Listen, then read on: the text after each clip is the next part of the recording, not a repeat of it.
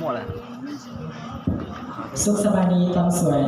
ก่อนอื่นขอแสดงความเคารพถึงไปยังท่านประธานและพ่อแม่คณะกรรมการและเพื่อนทุกคนข้าพเจ้าเองมีชื่อว่าท้าวคำใจงามมีชีจะมาประกอบบทเพลงที่มีชื่อว่าเพราะศักดิ์ศรีย้อนจงมาแต่ว่ากูรู้เป็นคำใจนี่น้องกูยอมเห็นแล้วก็รู้เป็นเพราะศักดิ์ศรีนะจงอย่าไปมองเกลียด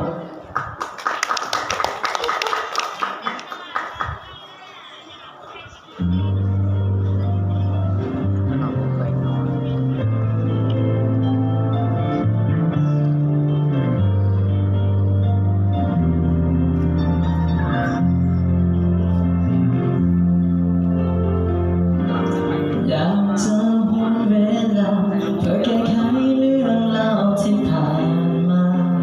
เรื่องราวที่มันค้างคาจะได้ทำเพื่อวันนี้บ่เสียใจหากได้แก้ไขวันนั้นเจ้าคงบ่จากไป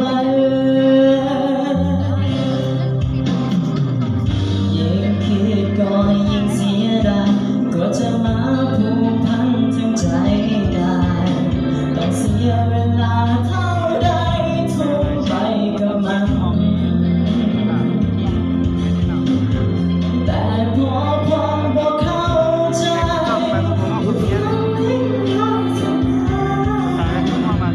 ที่แยกเราจากกันจนมันต้องปวดใจต้นเหตุเป็นเพราะสองเรานั้นบ่ยอมใจยอมบ่ยอมงอนก็เพราะยิ่งในศักดิ์ศรีต่างคนต่างเอาแต่ใจต่างคิดว่าตัวเองคือเลิศดีคำว่าศักดิ์ศรีคำนี้ที่แย่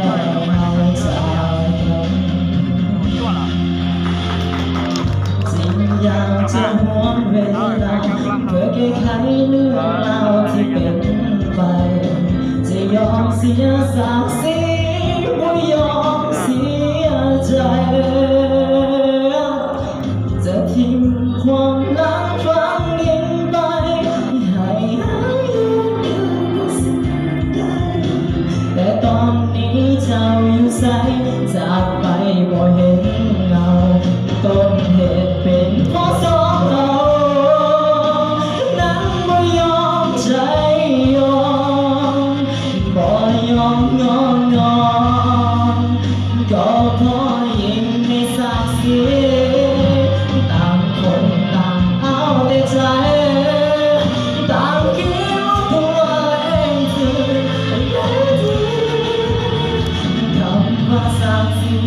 คำนี้ที่แย่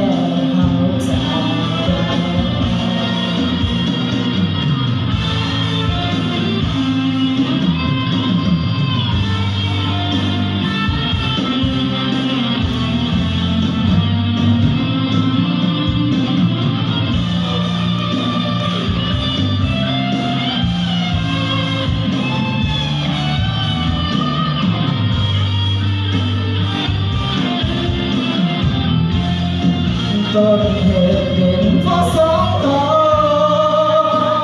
นั้นไม่ยอมใจยอมบ่ยอมงอนก็เพราะยิ่งในศักดิ์ศรีต่างคนต่างเอาแต่ใจต่างคิดว่าตัวเองคือเลิศดีคำว่าศักดิ์ศรีคำนี้ที่แย่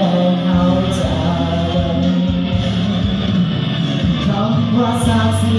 คำนี้ที่ทำ